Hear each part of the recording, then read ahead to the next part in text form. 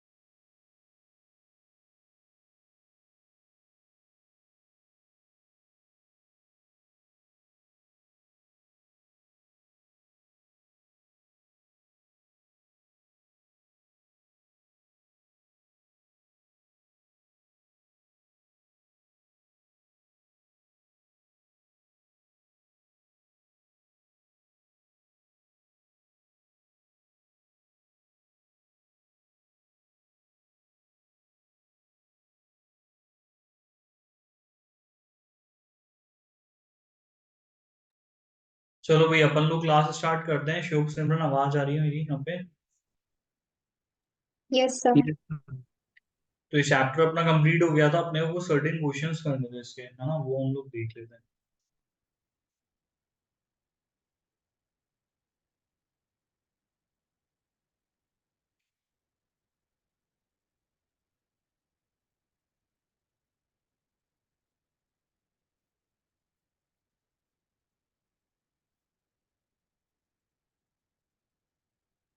ठीक है, हम लोगों को कुछ यहाँ पे ऑब्जेक्टिव क्वेश्चंस करने हैं। सब्जेक्टिव आप लोग ट्राई करेंगे घर पे, है ना। जो ऑब्जेक्टिव क्वेश्चंस है मैं आपको बताता हूँ। कुछ सब्जेक्टिव क्वेश्चंस मैं कराऊंगा क्लास में, तो वो, क्योंकि उसमें वो केस स्टडी बेस होंगे तो वो हम करेंगे। बाकी जो डायरेक्ट क्वेश्चन है वो आप प्रैक्टिस आप करें अपने घर पे।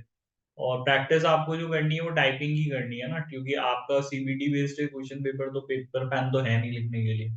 टाइप ही करना पड़ेगा आंसर, तो वो स्पीड आपकी बन जाए तो वो इनिशियली जो ऐसे क्वेश्चन है जो सब्जेक्टिव है वो आप घर पे ट्राई करो। ठीक है, तो हम ये यहाँ पे पढ़ लेते हैं।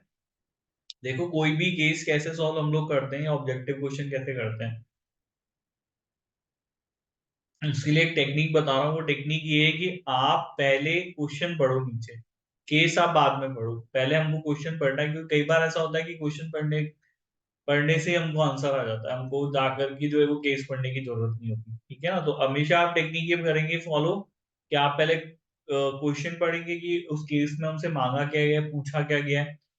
फिर आप उस केस को पढ़ेंगे, ताकि आपकी अप्रोच ही होगी कि उसी केस में आप वही चीज ढूंढे। उससे आपका समय कम खराब होगा, है ना। वरना आप क्या करोगे, वरना आप केस पढ़ोगे, फिर केस पढ़ने के बाद फिर आप क्वेश्चन पढ़ोगे, फिर आप वापस से केस पढ़ोगे।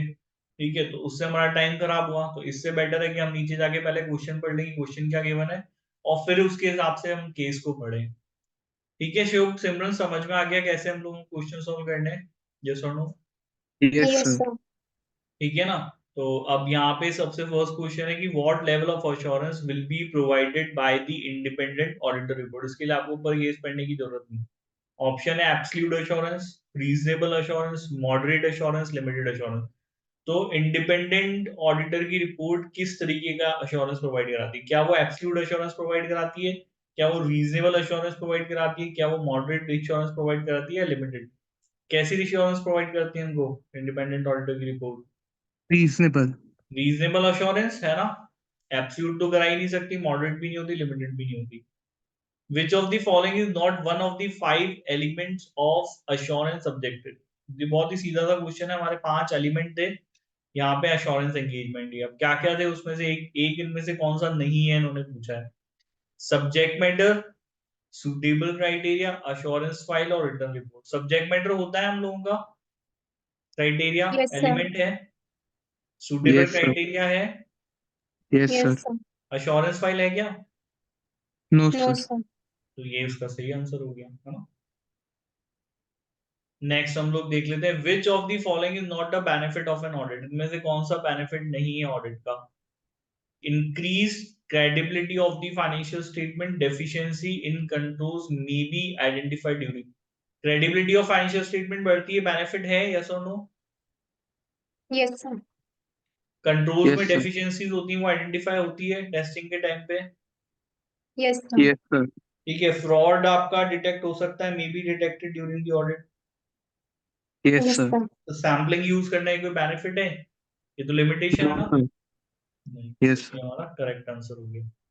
ठीक है, which of the following statement is false? कौन सा स्टेटमेंट गलत है, गलत बताना है। ठीक है, तो इसमें 4 में से 3 स्टेटमेंट सही है, एक गलत है। The auditor will express an opinion as to whether the financial statement given true and fair view.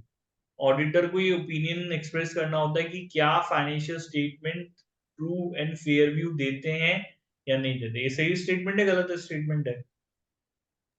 सही True. है। सही है। The auditor must obtain sufficient appropriate evidence to able to form an opinion। क्या आपको sufficient appropriate evidence लेना पड़ेगा opinion देने के लिए, अपना audit opinion? Yes, sir. Yes sir. If the financial statement are found to contain material misstatement, a negative audit opinion will be given। अगर financial statement में material misstatement है, क्या हमारा ऑडिट ओपिनियन नेगेटिव होगा? ये सही स्टेटमेंट है, गलत यस सर। स्टेटमेंट है? गलत।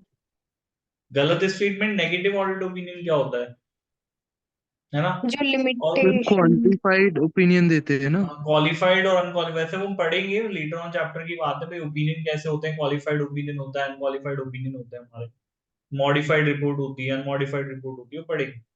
ठीक है, अगर देखो ऐसा क्वेश्चन जिसमें आपको डाउट है तो 4 ऑप्शंस भी पढ़ सकते हैं हम ना, सी भी पढ़ सकते हैं। ऑडिट में not detect all fraud and error in the financial statement, ये तो सही स्टेटमेंट है। तो गलत कौन सा है? सी वाला हमारा, this is the wrong Yes, statement, ये sir. हमारा आंसर हो गया है ना। Yes sir. तो जब आपको थोड़ा सा कंफ्यूजन हो तो आप चारों स्टेटमेंट पढ़ लो फिर, है ना। Which of the following are examples of the expectation gap? Expectation gap के हमारे कौन कौन से एग्जांपल्स हैं? The independent audit report confirms the financial statements are accurate। ये एग्जांपल है expectation gap का, Yes, sir. है ना विशु? ठीक है। Unmodified opinion means the company is a going concern। क्या unmodified opinion का मतलब ये हो गया कि कंपनी गोइंग कंसर्न है, कंपनी चलती रहेगी। अनमॉडिफाइड ओपिनियन मतलब अच्छा ओपिनियन, सही ओपिनियन, है ना। 2 तरीके के ओपिनियन होते हैं, जब चीजें सही होती है तो हम अनमॉडिफाइड ओपिनियन देते हैं, और जब चीजें गलत होती हैं तो हम मॉडिफाई करते हैं ओपिनियन। तो अगर ओपिनियन में आपने कोई मॉडिफिकेशन नहीं किया है, आपने एक अनमॉडिफाइड ओपिनियन दिया है, सही ओपिनियन दिया है, तो क्या इसका मतलब ये है कि कंपनी गोइंग कंसर्न है? या ऐसा हो सकता है कि आपका अनमॉडिफाइड ओपिनियन देने के बाद भी कंपनी गोइंग कंसर्न ना हो, है ना। ठीक है, ऐसा स्टेटमेंट आ गया आपके सामने, आपको थोड़ा डाउट हो रहा है कि सर ये गलत है, एक्सपेक्टेशन गैप का एग्जांपल है या नहीं है, कोई बात नहीं, और दूसरे क्वेश्चंस पढ़, इसमें ऑप्शंस क्या है वो देख लो। क्या ऑडिटर सारे ट्रांजैक्शंस टेस्ट करता है? ये सही स्टेटमेंट है, गलत स्टेटमेंट है? एक्सपेक्टेशन गैप का एग्जांपल है। Yes, sir. Yes sir. The auditor can be sued for negligence if they issue an inappropriate opinion। क्या ऑडिटर को स्यू किया जा सकता है नेग्लिजेंस के लिए अगर वो एक इनएप्रोप्रिएट ओपिनियन इशू करता है? ये एक्सपेक्टेशन गैप का एग्जांपल है या नहीं है? No sir. नहीं। नहीं, क्यों नहीं, यही तो है, सही तो है। पर एक्सपेक्टेशन गैप तो वो हुआ ना जो मतलब एक्सपेक्ट किया जाता है तो वो ऑडिटर एक्सपेक्ट से, यही पर तो वो करते सही हैं नहीं कि है। अगर ऑडिटर ने ओपिनियन गलत दिया तो हम उसको सीव कर लेंगे। इनएप्रोप्रिएट ओपिनियन के लिए सीव कर सकते हो क्या नेग्लिजेंस के लिए? सोचो, पहले सोचो, मतलब मैं ये नहीं बोल रहा ये सही है गलत है, मैं तो तुमसे पूछ रहा हूँ। पर वो तो लॉ हुआ ना कि स्यू हम्म। कर सकते हैं, वो एक्सपेक्टेशन गैप थोड़ी हुई। तो तुम यही कह रहे हो ना सर, ये एक्सपेक्टेशन गैप का एग्जांपल नहीं है। फोर्थ तो बच्चे कौन से फिर, फर्स्ट सेकंड थर्ड हमारे, ये तीनों है। Yes sir. Yes sir. ये ना मॉडिफाइड ओपिनियन का मतलब ये भी नहीं कि कंपनी गोइंग कंसर्न है, वो भी सकता है नहीं भी हो सब्सिक्वेंटली। तो फर्स्ट सेकंड थर्ड किस में आ रहा है हमारा? ए में। Option A. Option is the correct, है ना? एक सेकंड रुकना ना, मैं एक सेकंड आया, एक नेक्स्ट क्वेश्चन करते हैं फिर अपन।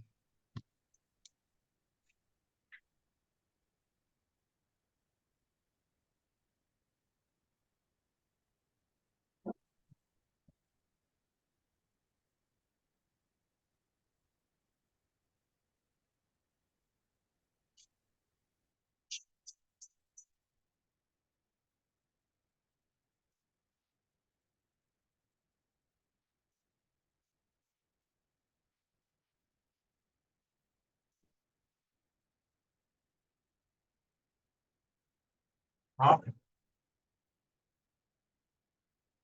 हेलो। हेलो।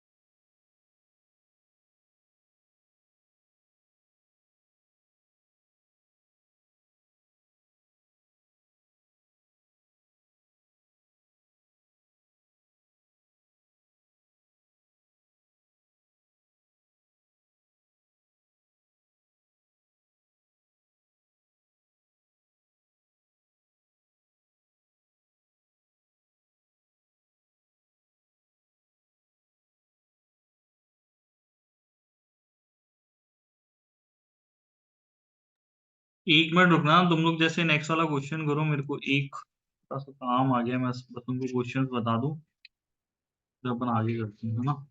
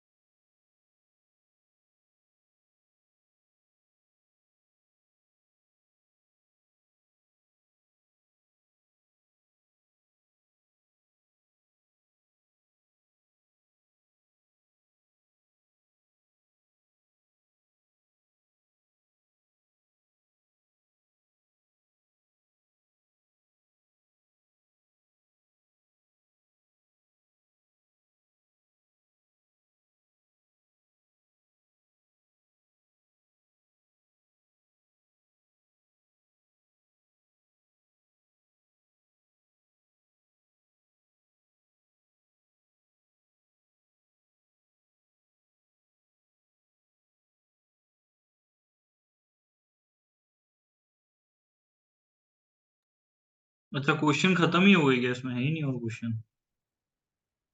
कैसे क्वेश्चन है इसमें? ये आ गया चैप्टर, ये सारे क्वेश्चन समझ में आ गए? Yes sir. ठीक है ना।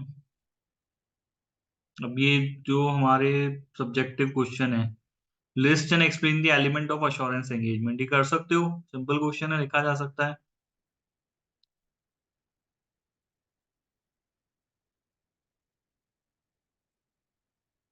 लिख सकते हो आंसर, सिंपल ही है, तो डायरेक्ट ही है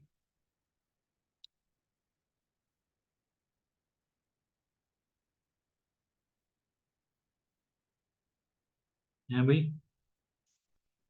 और एक क्वेश्चन है, explain the term limited assurance in the context of an examination of companies cash flow forecast and explain how this differs from the assurance provided by an external auditor. तो हमें term limited assurance यहाँ पे explain करनी है, ठीक है, in the context of examination of company's cash flow forecast and explain how this differs from the assurance provided by an external auditor। और उसमें फर्क करना है कि कैसे assurance जो हमको एक्सटर्नल ऑडिटर प्रोवाइड करता है उससे अलग कैसे है। ये कर लेंगे आप लोग क्वेश्चन घर पे, यस सर। ठीक है ना। तो ये आपका मैं होमवर्क हो ट्राई गया कर कि ये दो, हाँ ये दो क्वेश्चंस आप लोग घर पे करेंगे और मुझे कल बताएंगे कि सर हमने ये लिखा है। क्योंकि देखो सबसे इंपॉर्टेंट है कि कैसे आप, क्या अप्रोच आपकी रहती है, तो वो मुझे देखना है क्वेश्चंस की, है ना। इसमें आपकी क्वेश्चन राइटिंग स्किल्स बहुत इंपॉर्टेंट है, आपकी क्या अप्रोच रहती है, उसी पे काम करेंगे तो ही ऑडिट का पेपर पास होगा, नहीं।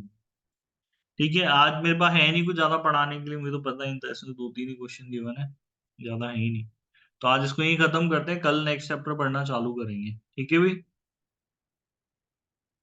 Yes sir.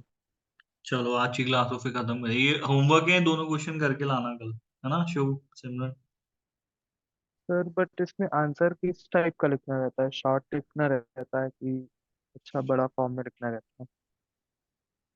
कितना बड़ा लिखना होगा, 5 मार्क्स का है तो कम से कम 100 वर्ड्स तो लिखने होंगे,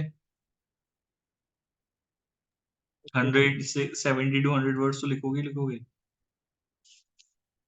है यस ना। सर। एक बार कोशिश करो, मैं कल गाइड करता हूँ, एक बार आंसर तो लिखो, कोशिश तो करो, ठीक है। Yes sir. खुद से एक बार सॉल्व करो फिर मैं बता दूंगा। चलो आज की क्लास में ही खत्म करते हैं, कल नेक्स्ट चैप्टर भी पढ़ेंगे फिर, ठीक है। कल लेकिन ये होमवर्क करके आना ताकि मैं क्वेश्चन देखूं तुम लोगों ने कैसे किया।